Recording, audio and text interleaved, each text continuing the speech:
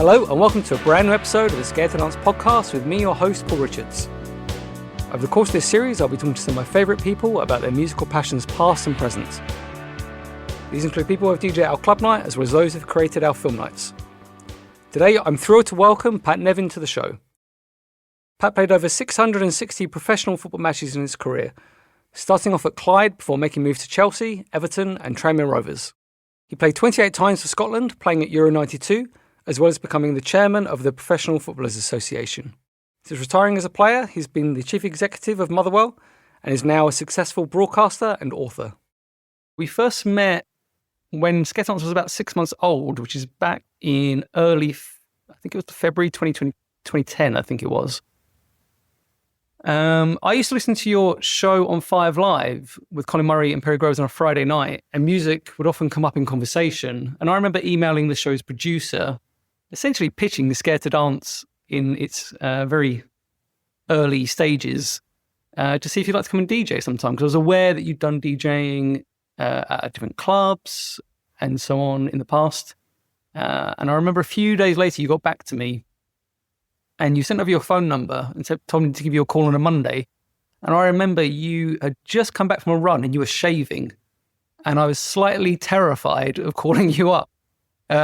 Because, as I said, Scared to Dance had been existing for about 6 months, and I think most of the people that DJed at that point were either friends, like I said, it was in these very early stages. So I remember you came down, I think it was the next time you were in London, you came down to the night because you said you wanted to come and see what it was like. And I can distinctly remember you standing at the bar with a glass of red wine, sort of observing what was going on. So what were your observations of Scared to Dance early on? I immediately liked it. It was quite small then, very laid back. People sitting about originally, then adding a bit of dancing later on. I could see what the concept was and what you could build from it. But there was a lot of things like in Glasgow, not dissimilar things. Like the pop club and things like that. And there was quite a few actually in Glasgow in a kind of similar-ish vein. None of these clubs are the same. They've got different kind of angles on them. But at the time it was a really nice time. And I had a bunch of friends at the time where I was kind of hanging about with Camera Obscura and Bill Sebastian and all the people of the bands up in Glasgow at the time. And I had this real, there was a place called the Winchester Club, which was fantastic. So I'd go and do the Scottish version of Match of the Day and then finish there and then straight over to where you could hear some really good music and meet some good friends. There was a place in Newcastle that existed as well, another one in Oxford. But there wasn't as much in London and it was very weird. I thought I should really go and see if this is the right sort of place that I'd like. And immediately I knew your kind of big musical taste and the kind of angle you're coming at. I thought, yeah, we're coming from the same place here. And it's something that I wasn't thinking of building it because I don't ever think of that. I'm sure you were, but I was thinking, yeah, just kind of go and play some tunes to some mates, and next time I come down, I'll bring some of my mates, which I did the second time. I wonder if you know this. You're going to learn some things today. The second time I come down, I brought somebody with me, and it was a woman. And she was head of Warner Brothers UK and USA. I did not know that. But I just thought, yeah, this is the kind of place that people would quite like. And I quite liked it. So I was looking forward to doing it. Yeah, well, it's funny you should say that because there weren't that many good club nights around at the time, and which was one of the reasons I ended up starting Scared to Dance. And I always wanted to get other people involved. So I remember the following month you came down and DJ'd. So how was that for you? It was good because you never know quite what your audience is. And by the way, that's never changed, has it? Because the audience changes all the time. So you don't really know what people are going to like. So the first one I thought, actually, if people are going to come along and they know I'm there, I'll just play what I like.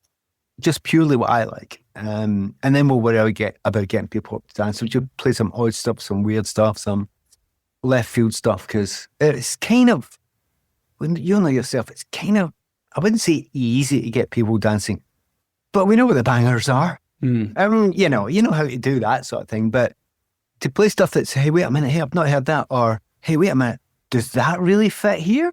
Kind of stuff. That's the stuff that I like mixing in with it. But as the years ago, so that was the first time I went down and did it. It was good fun. As I said, DJ before, but I'd kind of not done it for a wee while for a variety of reasons. And I just thought, oh yeah, I'll kind of get back into that. And the other funny thing about it is you kind of figured it out that I would do that, but nobody knew that I DJ'd because I kept it quiet. And I didn't do it to make money or to be famous or to be cool. I did it because I wanted to meet up with mates now and again and play some good music very loud. And so that's my attitude towards it. But that kind of was blown a wee while later when two things happened. Done a couple of festivals, particularly the Bowley 2 festival, and then Twitter happened, and that kind of buggered up everything because you can't do anything now, and Twitter will tell the world. So that kind of, the secret was kind of, but we had a bit of a secret for a wee while, which was good. We did. I remember being at that Bowley and you were wearing a Pains of Being Pro at Heart t-shirt, which was a huge influence on Scared to Dance starting with the other bands like Hello Darling, with my friend Sean Price's record label Fortuna Pop. So yeah, I do remember that fantastic DJ set. So today I would love to dig into your music collection, Pat. You were born and raised in Glasgow to quite a large family. What was the first song that you remember hearing? First song, I think my mum and dad had some very old records that were kind of movie themes, movie records like The Big Country and things like that. There was a bit of John Barry stuff going on. My dad was a big Frank Sinatra fan, and rather wonderfully, many years later, I was able to take my dad and my mum to see Sinatra in London, which was fabulous. I tell you, by the way, you have to stop me getting off at tangents, right? You really do. But I'm going to go off at tangent. All those years later, when I was playing for Chelsea and I managed to get tickets for my dad and my mum to come down from Glasgow to see Sinatra. And then at last minute, I got one, a week sort of further up in the gods. Anyway, my mum and dad were down at front, Royal Albert Hall, and I'm really happy. And I'm looking down at them from this higher area thinking, it's great that I've managed to get my dad this a dream of his to see him. And I got tapped on my shoulder because I was kind of slightly in the way. Oh, God, what's that? Sorry, Frank. Bit late, boy. Oh, wow. It was Frank Sinatra. And I was blocking his entrance. What was your dad's reaction? Oh, well, he was downstairs. Whereas I was up, didn't get tickets with them. So I was looking down at my mum and dad down in the kind of the expensive seats. And I was up and Sinatra was being led in, and I turned around and he's just stood there going, looking at us. Like, sorry, Frank. So were those early memories of Frank Sinatra, did that kind of filter through? No, not pivotal. Now I can tell you the filter. The filter first came with my brothers and sisters' music. That's when the filter first came. My early memories, I can remember the late 60s. So the Beatles were everywhere. Stones, Simon & Garfunkel, early Rod Stewart, all that stuff was being played in my house.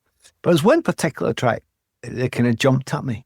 This was like before Bowie really started happening. I remember really early, but I can remember Life on Mars being released, but you didn't know who Bowie was going to become or how important to me, certainly, and most of us. But I remember my big brother Tommy brought a hexagonal album. So it wasn't round. The album wasn't square. It was hexagonal. Or no, 8. One of them. And it was called Through the Past Darkly, Greatest Hits Volume 2 by the Rolling Stones. And, you've got some great tracks on there, But in the midst of all those tracks, there was one that I thought, oh my God, that's different. And it was 2,000 Light Years from Home. And it was so different. And I was like, I could have been 7, 8, and thinking, oh, so it doesn't always have to be the kind of the R&B stuff. I wouldn't be able to tell you that at the time. It doesn't need to be this normal chorus, verse, etc. You can get a bit weird. Now, I couldn't have told you then that this was a bit of psychedelia from the Stones. And they didn't really spend a lot of time in that direction. But I remember thinking, I want to find more stuff like that. I really do. And that was a weirdly pivotal song. And you may remember, I've actually played that. I made a mix of that to play at Scared to Dance. And I don't think many people in the club knew what it was. But it's got a thumping beat when you put a beat behind it and you cut it slightly so you've got the middle eight taken out. All that sort of stuff, right? Which I did. And it really went down a storm.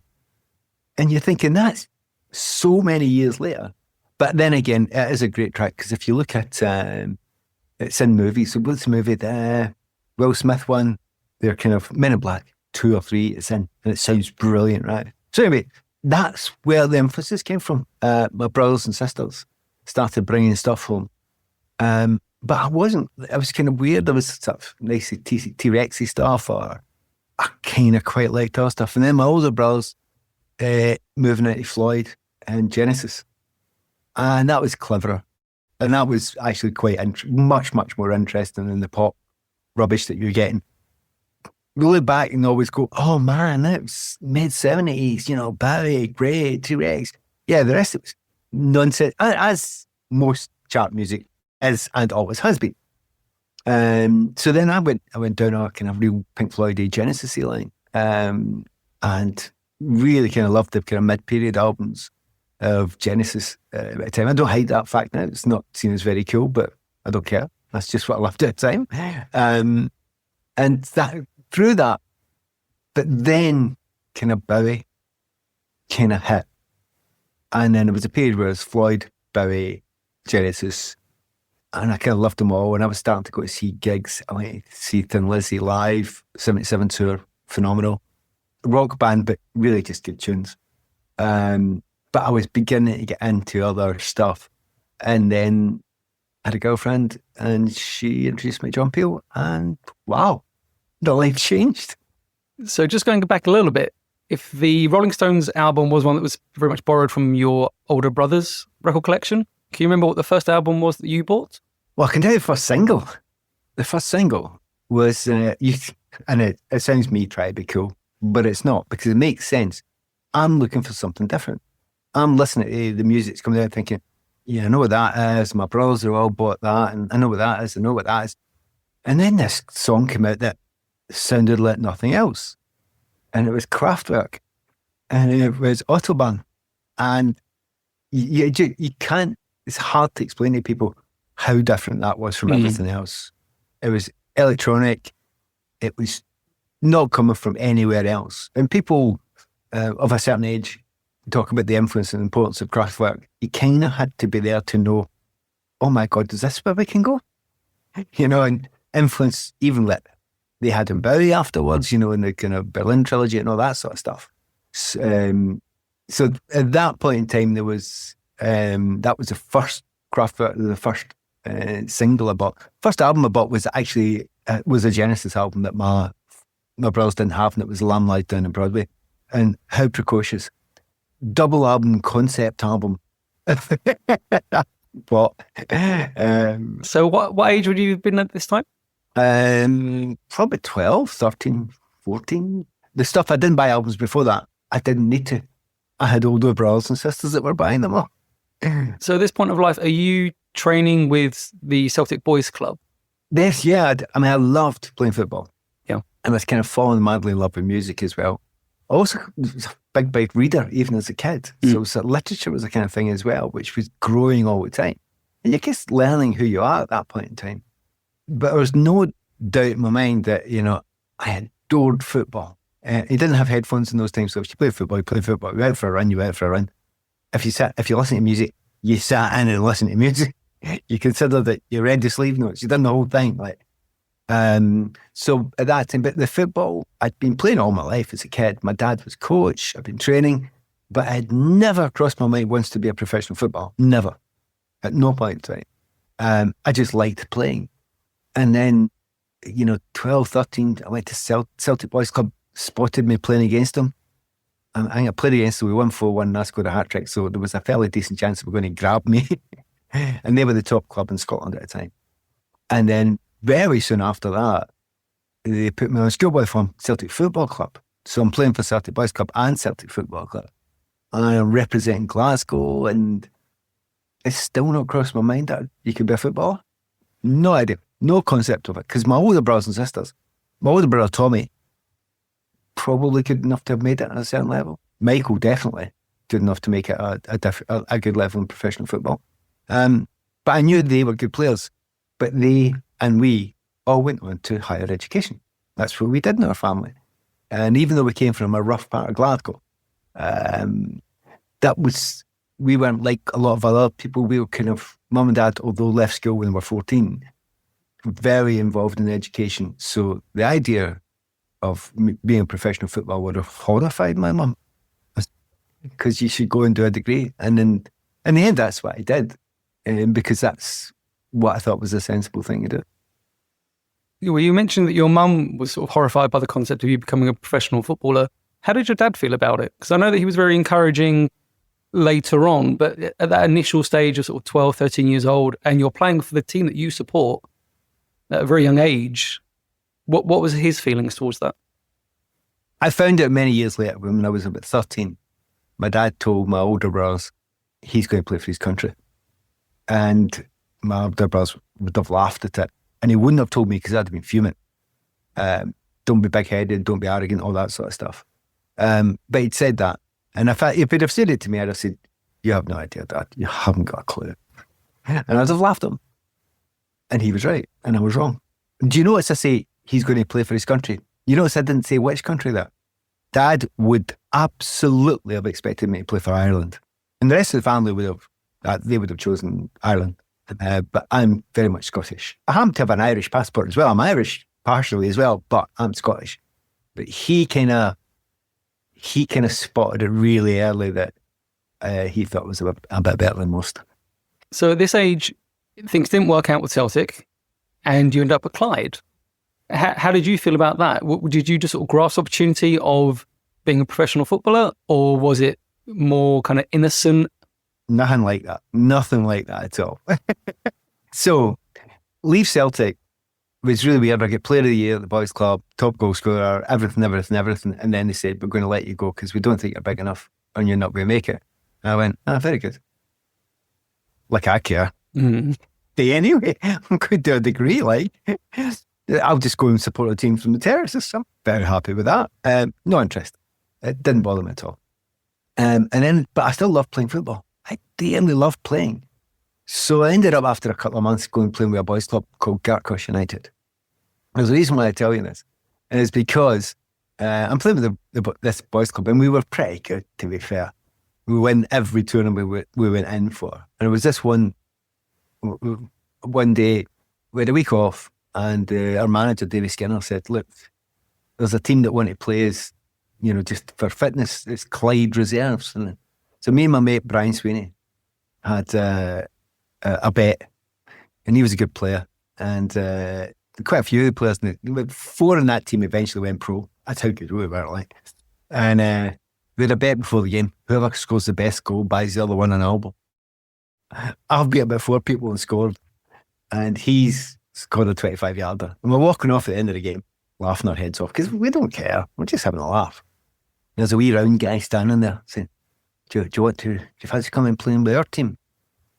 And I went, what? And he goes, Clyde. And I went, actually, no, I'm doing a degree, studying in Glasgow, so no, I've not really got time.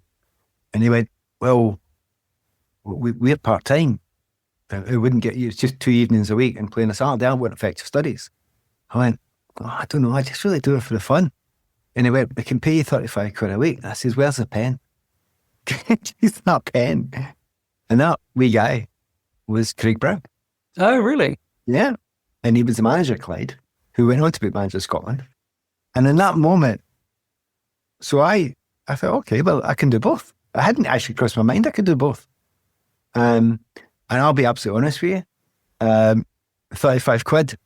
My idea was, oh my God, with albums costing £1.99 at that time, how many albums can I buy for 35 quid a week? Oh my God.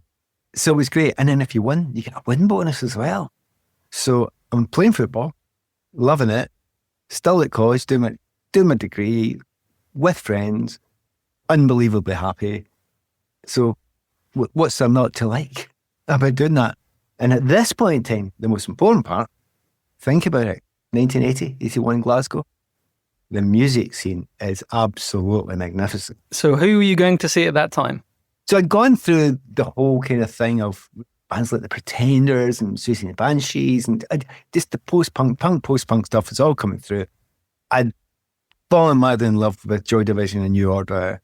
There was a wee band at the time called Johnny and the Self Abusers who were playing in Glasgow a lot, and I kind of was mad about their stuff. So I'd go and see them regularly, and as many people will know that they changed their name to Simple Minds, and their early stuff is still brilliant. It is brilliant, really brilliant. But it was a real fantastic scene because at the other side of it, you had Orange Juice, and you had Aztec Camera coming through, and you had all the postcardy stuff coming through. And by this time, I'm completely lost on Peely, and I'm listening to all this stuff. And it was just a really quite magical time in Glasgow. I mean, there was one summer, Lyco and the Commotions had an album out at the time, Rattlesnakes. And just everybody was just hanging about in summer, listening to Rattlesnakes or, loads of other brilliant albums that were coming. And Glasgow was pretty damn fabulous at the time for upcoming stuff. But it didn't stop me because I loved all the kind of the bands like the Bunnymen were coming up, Cure. Seen the Cure really early, and I loved them. It's first album. I bought Faith. I loved Faith. So there's so much happening. So music's great. You're, as usual, at that age, you might be in love. I'm playing football. The football starts going really well. I end up getting player of the year in the first season with Clyde. I didn't think I would even get a game. We won our league. I ended up getting drafted into the Scottish under-18s. We won the European Championships. I got player of the tournament. I then got player of the year for the division. And I'm going, steady on, slow down here. This is not what I was expecting. I just want to play for fun. Well, you mentioned Simple Minds there, and we're both huge fans of early Simple Minds. Did you become friends with the band? Did you get to know Jim Kerr and Charlie Birchall? Because, I mean, you got very similar backgrounds. I think Jim is a little bit older than you, but very similar background. Never met at the time.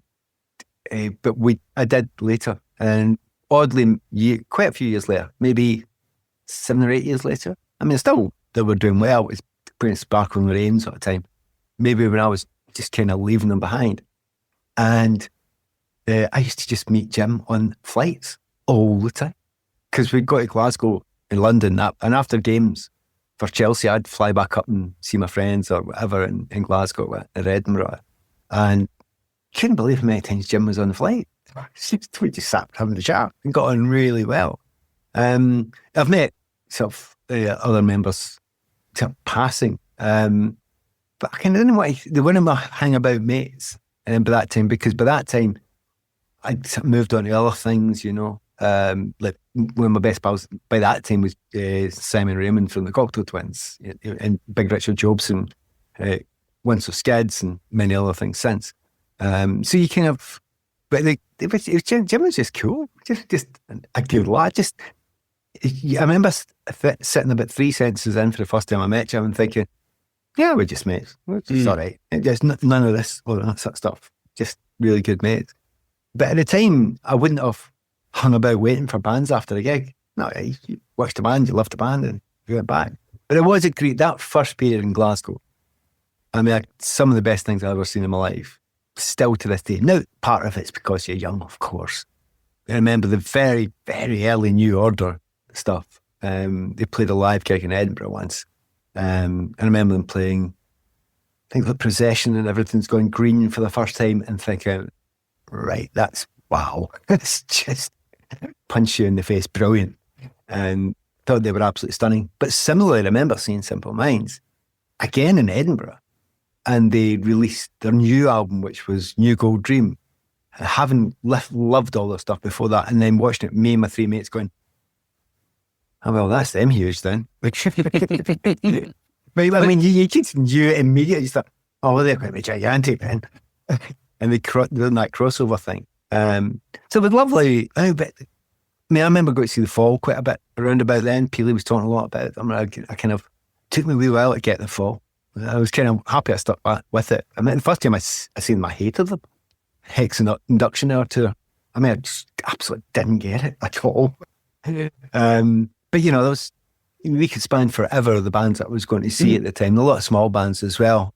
But at the same time, I remember having tickets to see Bob Marley and the Wailers, which would be great. But there was a game on that night. Oh, I was gutted. What do you do? what did you do? Well, the day before, Bob took ill, and they said they'd redo it and come back again. So I didn't have to take the decision. And then Bob never came back. Oh, no. So I never got to see him again. But I mean, all through those years, it was a lot of bands that you'd go and see that were sort of bigger names and smaller names. And some of them you'll love to death, but they're your own wee favourite band that nobody else kind of followed.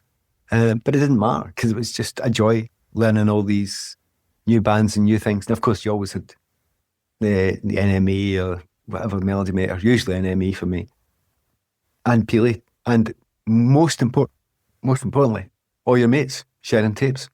I remember one guy I was at college with, and he came up and I've got a single. He goes, "You're going to love this." I kind of didn't know him that well, but he was one of the kind of guys, really geeky guy. And I kind of knew that we liked sort of the same stuff. And he said, "Look, just take that single. I bought it too because I know you'll like it. First single by this band." Just got home and I played it, and it didn't sound like anything else I'd heard. And I just thought, I'm going to love this band forever. And I do. And I always have loved Duty Call ever since that moment. And so it was the very first single by Duty Call, another Factory band. And again, Vinnie Riley became, over the years, a great friend. Actually wrote a song for me called Shirt Number 7. Oh, I didn't know that. Yeah, on his album. So that was that, kind of early days.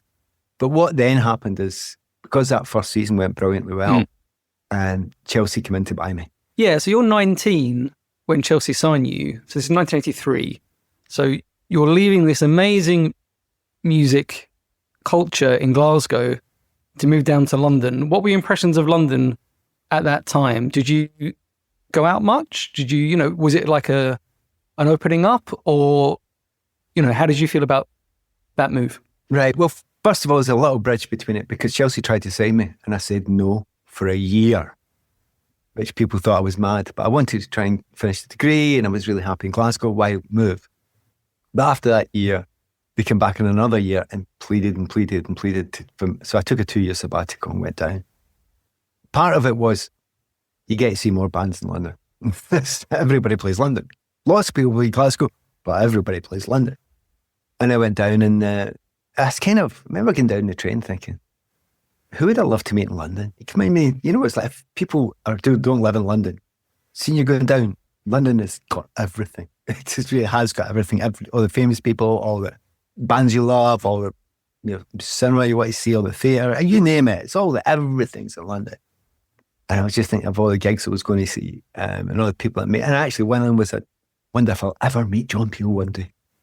And of course, fast forward 3 or 4 years and we were great friends. Which is a long story, which is for another day. But I went down there. I'd say the first few months were not difficult because I actually got into the Chelsea's team amazingly, very, very quickly.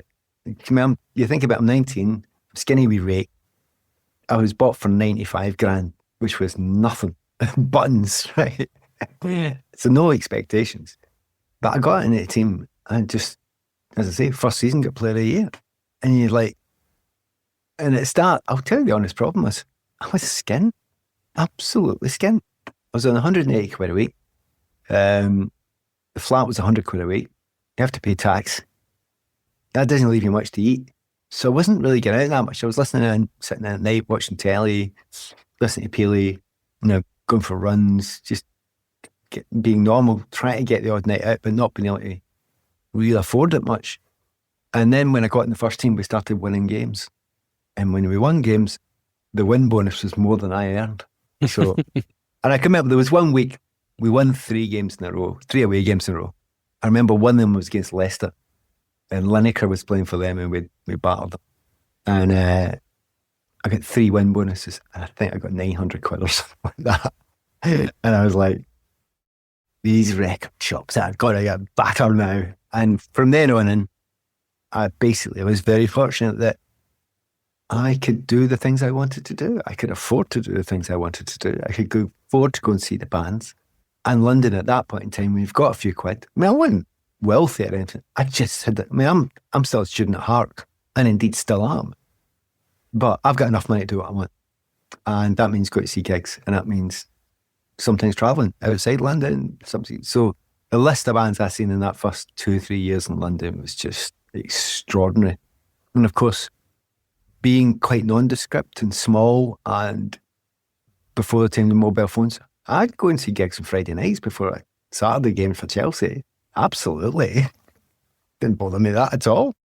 As I often said to people, going to see Strawberry Switchblade at the ICA, I don't think it's going to kick off. You know, so I think I'll be all right. Tell you one night summed up London very quickly. I ended up getting interviewed with the NME when no footballers had ever been interviewed with the NME before. And he did this double praise spread because Adrian, who was writing for them, had found that there was actually a footballer who liked Joy Division. Now, this was very unusual in those days, as in unbelievably unusual in those days, and who liked The Fall, that was like, what? And it was brilliant. It was lovely, and it opened so many doors. So Adrian ended up becoming my flatmate. And there was this one night we were out, and at the WAG Club, which was a hangout place, not really my kind of place, but there was a guy called Slim Gaylor playing, and he was one of the great old jazz musicians. So I like all types of music, by the way. And I'm sitting in there, and Gaylord was brilliant. And he played when Reagan, he played for Reagan and Kate Hepburn and all that back in that day, wild times of those days in the 30s and 40s. Anyway, I was at the bar with Adrian. The guy bumped me, spilled my drink. Yes, Adrian, this arse. Bump me again. If he does that again, I'm going to have a word. Bump me. Turn around and have a word. It was David Bowie. I thought, actually, I'll just leave that. I'm not shouting David Bowie. Anyway, he bumped me again. I said to Adrian, I'll have a word with his mate, right? And tell him his mate, could you tell your mate to calm down a bit? So he bumped me again. I turned right to talk to his mate, Jagger. Nah, just forget it. Because the brilliant thing about certain places in London, the WAG was one of them. Nobody bothered you. Nobody bothered you. You didn't matter what you did. So it was these lovely times of seeing great art, great music, great theatre, and things were going well for me in Chelsea. Wasn't it the time of playing for Chelsea that you infamously asked to be substituted during a friendly match? Yeah, you and I probably don't think this is a very unusual thing at all, or a very silly thing. It was there was 2 gigs down at the Royal Festival Hall in a couple of days, within a couple of days. One of them was Cocteau's and one of them was New Order. And Chelsea were playing again that one of the evenings.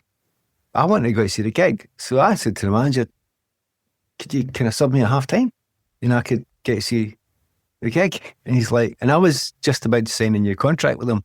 And I was like, I'll probably sign a contract if you let me do it.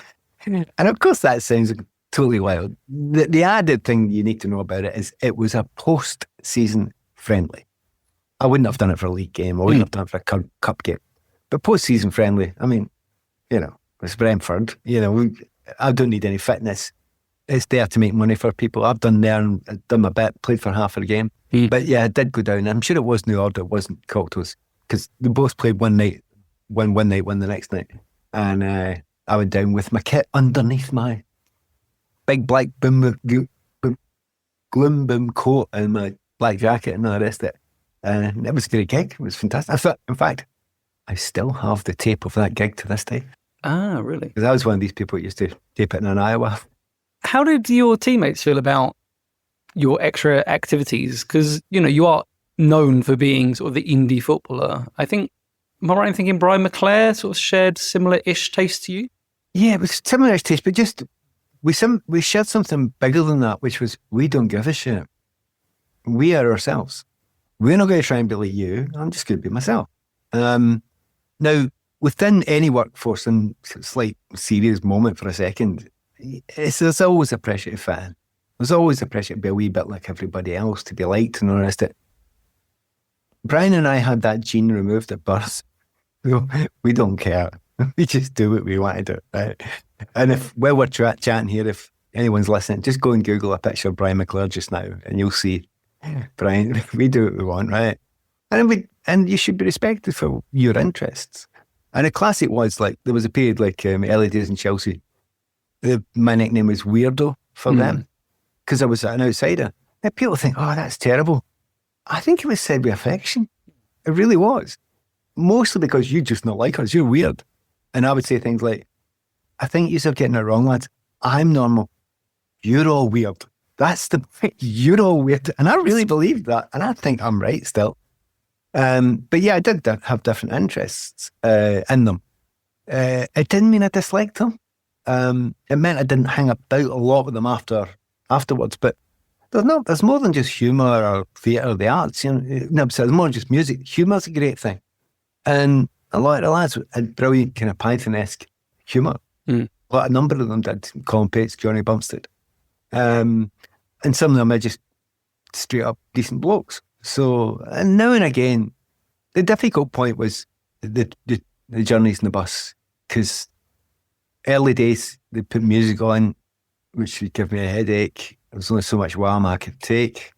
And it was just before Sony Walkmans had come in. I mean, Sony Walkman changed my life. Just put that on, journey's fine.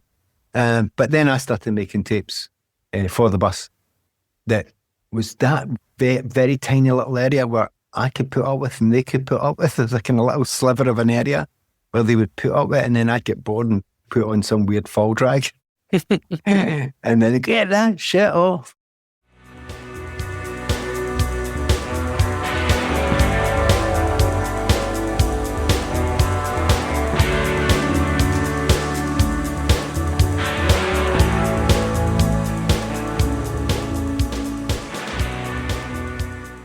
So in that time period, we're talking, the Smiths are getting very, very big at this point. And we mentioned Vinnie Riley earlier. You've told me in private this fantastic story in the past, but maybe you can share it with our listeners. Well, I mean, Vinnie Riley, I deeply, deeply, deeply adore Duretti Collin and still do. I mean, anybody out there who's not heard Duretti Collin's first, I'm going to say any albums, but start at the start, they're brilliant. It's so beautiful. But I kind of seen the Smiths very early on. Adrian, my flatmate, had got tickets, and he was a big pusher of Smiths. Adrian was famous because he wrote this brilliant, very early piece about Scottish music called "Why Do Jocks Jangle?", which is a great line. Come on, they do jangly orange juice and all the rest of it. It's fantastic, really brilliant. Joseph K, all that sort of stuff. But he also was very early on at Smiths, and I went to see him in Reading of all places. And I quite liked the Smiths. I'd have watched, if you give me the Smiths and Cocteaus, I'm Cocteaus all day long, or New Order or whatever. I was lots of that band. But, the Smiths really good at the time. But a few years later, I actually did write and edited this version of this in my first book. And it was, I was playing for Everton, and Vinnie, who I became great friends with by then. Oh, well spotted, you've got it there. What's that one called again? I can't remember. The Accidental Footballer. So I was friends with Vinnie by this time. You're living up in the Northwest, and Vinnie just said to me one night, "Do you want to go out and see my friend?" And we'll go to his house for a wee meeting up. And I went, "Oh, all right, what's his name?" He goes, "Oh, Stephen." I went, "Stephen?" Yeah, Stephen Patrick. Right, so we're going to see Morrissey then. I went, yeah. Because Morrissey, he'd kind of part-written some of Morrissey's first solo album. And so went along, it was to go along, and just before leaving that day for training at Everton, I said to the lads, do you know where Bowden is? And Norman Whiteside said, I know where Bowden is. I live in Bowden. I said, oh, do you know where Bowden Road is? He goes, I live in Bowden Road. I went, I'm going to see a friend of mine tonight. And he goes, oh, I'll come along. Little girl and get pissed. Norman Whiteside, famed drinker at the time, hulky footballer. So I never did meet up with Norman that night, but went round to Moz's house with Vinnie. We had the most brilliant night. And I, again, could tell stories for the next hour and a half about how lovely an evening and what's weird things. But my favourite bit was we went upstairs and the beautiful baby grand piano sitting there. And to which Vinnie, who's a classically trained pianist, said to Moz, I didn't know you played. And he goes, I didn't. I bought it you for this evening for us so that you could play for us. I thought it would be delightful. Typical Moz line. who buys a piano for an evening? So that one of the nice things, I suppose, about I'm never in awe of famous people, never have been. Even people I admire greatly for their art and their skills or whatever. You can't really be that way if you play football, because you'll end up playing against somebody. I can remember I played against Ken Dalglish. Now, as a kid, Ken Dalglish was a star. And now I'm playing against him. I can't be in awe of him. He's just a bloke. And I kind of felt that way about everybody I met. And I'm very fortunate over the years. So whether it be Morrissey or Matt Johnson or Saddam Hussein, who I also met. That was on a football tour, wasn't it? It wasn't a football tour, which was absolutely mental. Was that playing for Everton or Scotland? That was Chelsea. Oh, it was Chelsea. Yeah, Chelsea. We ended up going to Iraq, and the game was delayed 45 minutes because the guest of honour hadn't turned up, and we didn't know who he was. And it turned up to be Saddam, because we were playing in Iraq. Even we were in Baghdad. And of course, the madness of things like that happening, players, they have no idea of the cultural significance of it. But because I was kind of sort of read different newspapers and listened to different things, some of the things that I look at as completely and utterly mad, it just kind of floated over a lot of their heads. Just, oh, we're here to play football. We don't care. Not interested. So that was, again, one of the great joys of playing football. It gives you a chance. You make a couple of quid. Not the money they make these days, not a multi-millionaire like the modern players, but you get enough to get by. You can go to see what you want to go and see. You get the opportunity to travel, and I'm a fanatical traveller.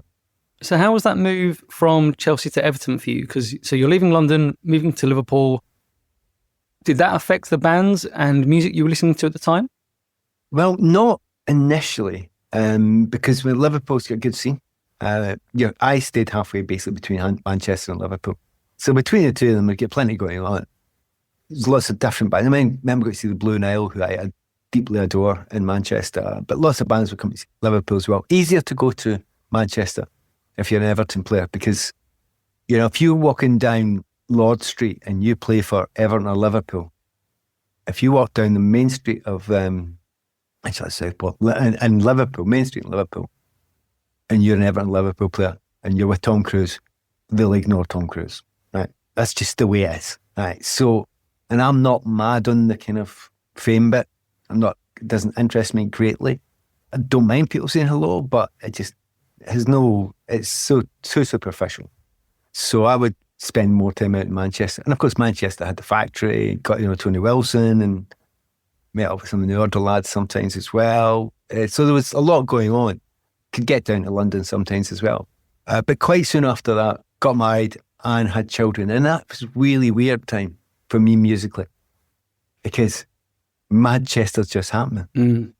And I'm on the doorstep, and I'm a regular visitor of the Hacienda just before it's about to hit.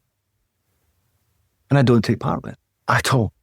So so how many years are you kind of checked out musically? So I'm not checked out completely, because I'm still listening to Peel's show and taping it. But it's much harder to go to gigs now. And this is the period where you're sitting in on John Peel's shows?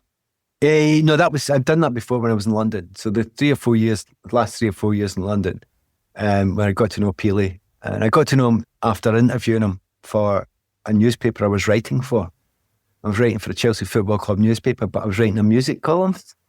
So obviously I would.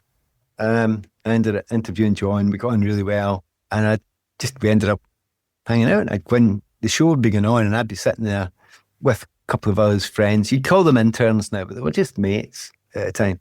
And some of them, one of them, Padgett, but she's still one of my best friends. And because you have to take down the details so that they could get the payments. And Peely's show was a mess. There's records everywhere, and most of them are white labels, half of them are cassettes. So shambles trying to organise it.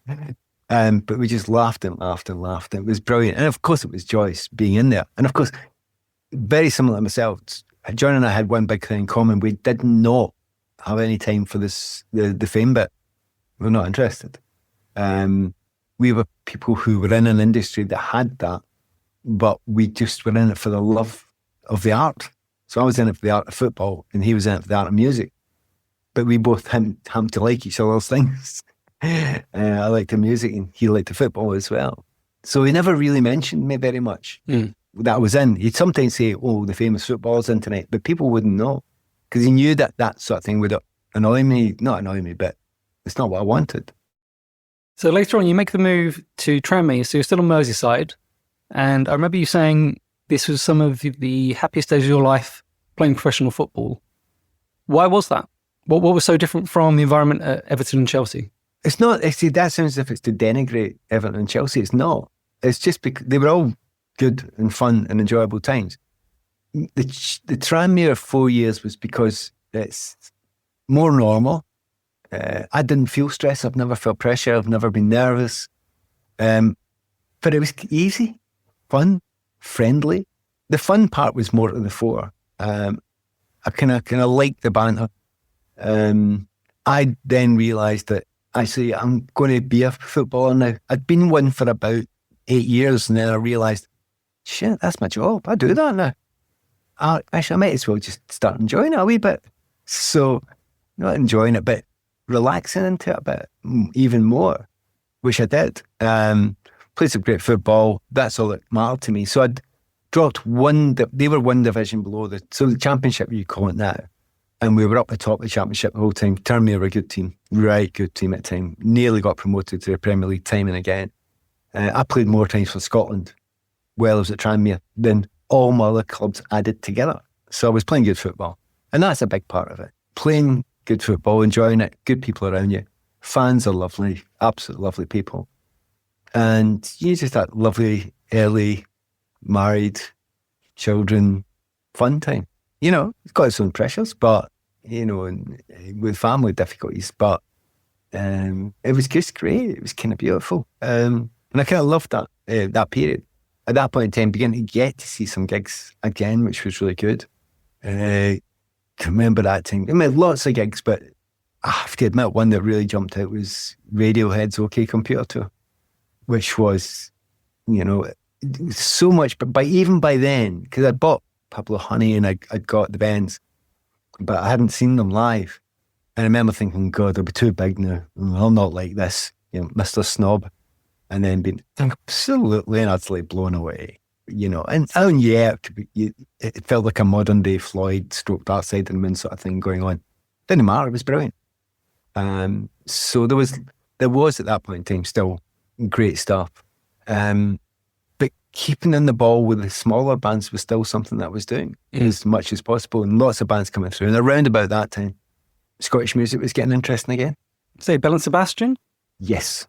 And really early days, I remember, because I'll hear about this. And the reason being is because my mates in Scotland, finger on the pulse, I'm listening a lot, Peely's playing, I'm not going to miss it.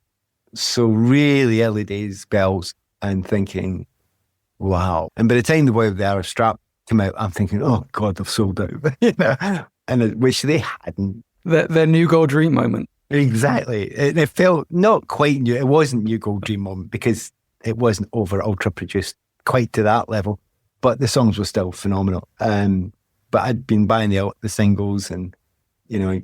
But I think there is that thing of you know when a band is yours and they get bigger, and you sort of worry about the band sort of getting away from you. I think we've all experienced that with different bands. We have, and sometimes it's you and sometimes it's the band. There are certain bands that I'll come back to. You might sort of dip out for a little bit, but then who knows why you sort of reconnect with them later in life. But just going back to sort of the 97 period, you take on this extra responsibility of being the chairman of the Professional Footballers Association. How did that happen? Take on, thrust on. You joking? No, I didn't want to be. A lot of my things didn't want to be a footballer, ended up being a footballer. I was on the management committee of the PFA. I didn't want to be on the management committee. I didn't even want to be a union rep. But they kept on saying, do this, please do this, nobody else is doing, please do this. Anyway, eventually the chairmanship of the PFA comes up. And I said, well, I'm definitely not doing that. So we were at the meeting. It was about maybe 9, 10, 11, 12, I can't remember, reps there who were on the management committee. And we need to choose a chairman from that.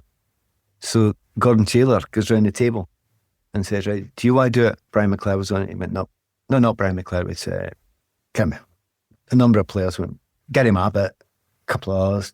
Ian Dowie, yeah. Ian Dowie. Can you go round the table? They're all saying, no. Comes to Lonnie Sanchez. And I said, I'll do it. So I'm saying, at least we've got somebody now.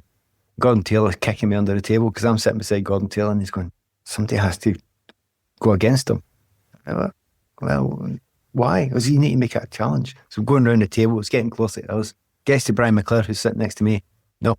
So I say, right, I'll throw my hat in the ring, but only because you're supposed to have a vote. I would like to make it very clear to everybody around this table, I am not interested in this job. Okay? I do not want to be chairman of the PFA, but we have to have a vote. So along with Laurie, I'll put my name in, right? So I think I won 11-1 in the vote. Oh, thank you, you gets. So I was saying that was thrust onto me as well. But there's another side of me. I'm a union man at heart, and I want to help my fellow workers. And I did learn a lot. It was harsh and hard to work, and sometimes it took it was more of my time up than I wanted it to. And when things happened, because there was a strike ballot at the time against the Premier League, which was very stressful for everybody in football. We won, which was great. There was the night that Eric Cantona kung fu kicked a supporter. And guess who was supposed to stand up and argue for our player of the year, Eric Cantona, our PFA player? And I don't know about you, but see this whole concept of defending the indefensible. Mm. So things like that, and they almost get dragged on to do Newsnight with Paxman, that one, which is not a good idea. I mean, I learned a lot, and I kind of had background because of the degree I'd done that I could do that sort of stuff. But, you know, I'd started writing quite a lot there. I was writing for newspapers and magazines. I'd been writing for music magazines for years under assumed names. So it's just as you're going along, there's interesting things. And of course, at that point, you have to realise it doesn't last forever, football. So you need to do something else.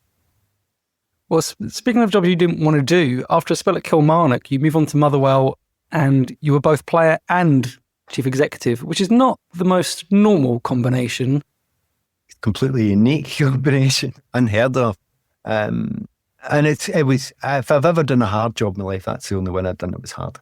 The playing's fine, but chief executive and playing and running a club and trying to structure a club and trying to work with all sides of it, manager, players. Players were fine generally, most of the time. The chairman, the disagreements, the board, the politics, none of which I can be arsed with.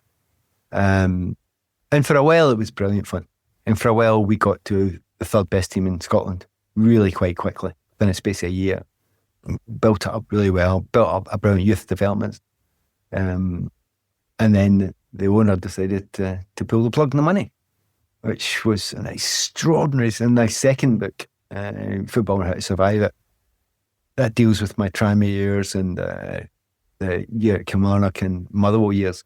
And the stories in that, the amount of people that come up to me after reading that book and say, I wouldn't have believed it possible that those things happen. And they are hilarious. The stories in that are hilarious. And that was maybe the first time ever I really felt terrible, awful stress, because the stress wasn't for me. The stress was for the other people who depended on you. But it was an extraordinary thing to do. At that point in time, really about then and a few years afterwards, my life was saved by music and clubs in Glasgow. Oh, really? So I can only imagine that period of Motherwell was incredibly stressful and working every hour of the day. The club had financial problems, threat of administration. That wasn't my only two jobs. I was also working for Channel 5. I'd started doing a wee bit for Radio 5 Live. I was writing for newspapers. So I was living an hour and a half away from the ground. So I had full-time jobs, whatever. But the stress of the job at Motherwell was extraordinary at the time. And any time I had to get away, if I went to see a gig or go to little clubs that were playing music and you could meet normal people, it absolutely saved my life. And indeed, for the few years afterwards, when I left that job and I was working in media. It was an absolute lifesaver. I met some of the greatest friends I've ever met in my life in that period, and they were all musical. So how did you move over into the media from Motherwell? How did that transition come about? There wasn't a transition. It was always there. So 98, I got asked to work for 5 Live. Now I'm still playing for Tranmere, but I asked to work for 5 Live at a World Cup. I thought I should have been playing at that World Cup, but I'd been left out of the squad, so I went over as the co-coms and just loved it. It was great. I've done just about every World Cup and Euros since. So I was doing 5 Live stuff here and there already then. By the time when I stopped playing Motherwell, the Channel 5 TV, I'd started doing football. So with all this travelling with your media commitments, do you get time to listen to things while you're driving? Is that a good time to dive into a new album or a new genre or something that you may have discovered? Always was, up until 4 years ago. So the driving was my saviour. And quite often you'd be driving along and you'd be listening to your albums. When we lost Pele, it changed everything because there wasn't John to listen to all the time. He's recorded shows, which I recorded every night. So you would just be listening around and giving things chances and trying to find out new things. Beginning to listen to what my children were saying. They don't really come up with that much that I don't know or I would like, or that I don't immediately see where the influence is, because we're older, we know that, we can see where they're coming from. But I get some of that as well. So for a long time, and then it was a period of time I was doing a bit more DJing, where I'd be driving along and in my head I was just making up set lists, which is a great thing, as you will know, to do. Yeah. So all that stuff was fine. So I did that for years and years. I've always been a bit of a fan of classical music. So classical music is brilliant to drive to, particularly late at night. Which is often, if I do a game, say I'm doing Liverpool v Spurs, and the game finishes at 10, I'm on till 10:30. I'm not in the car till 11. I'm not getting home till 3.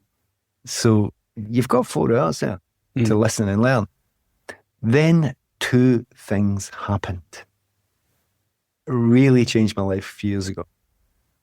Number 1 was I started writing the books, and I found I cannot listen to music while I write at all. I need silence.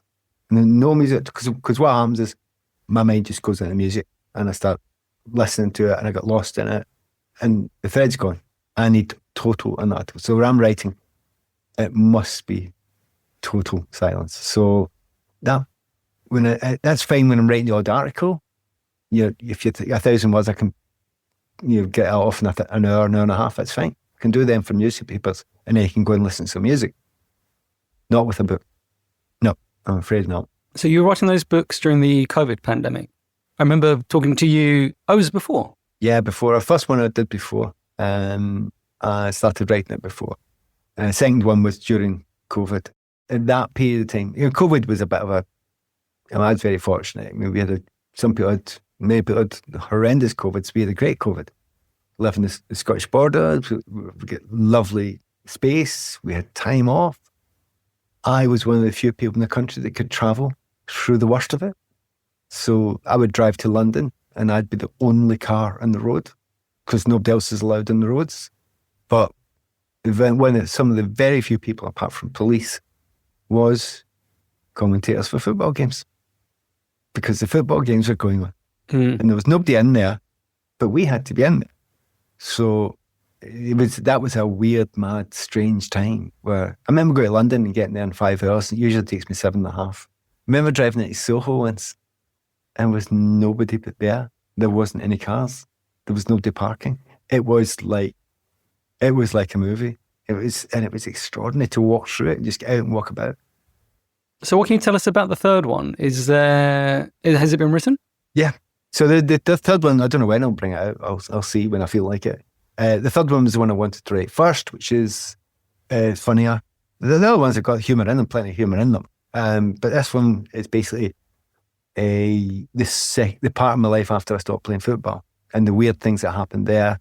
And considering I'll be every World Cup, last week, 2 weeks ago I was in Munich. Last week was Bruges. And tomorrow I'm off to Athens. And while I'm there, I have adventures. Things happen. And I've kept all those stories. So that's the one that I wanted to write. And first, because that's the fun one. And the problem is editing that one down. That's a real problem because there's too much, far too much there. So but the problem is, to go back to your original question, was listening to music and learning and finding new stuff has actually been a bit of a disaster to me for the last 4 years. It's really, really bad. And it really upset me and it worried me, and it was really like an itch that I couldn't scratch. It was really annoying. And then my wife said one day, it won't go away, you know. The music will be made and you will hear it. You might not see the band live when they're young, but you'll find it if you want to find it when your time's right. So that's what I did. I thought, no, okay, I'll relax. So I'm a bit behind, and usually you and I would have these talks up until the last 3 or 4 years, and you'd be giving me new stuff and I'd give you new stuff. You more than me because you live in the world. But, the last 3 or 4 years have been tougher for that, for me, to be honest. I've put it off to get back in. I'm still going to see gigs. I'm still going to see gigs. So who have you seen recently? Oh, God, and you had to ask me that. I'd need to look up my diary.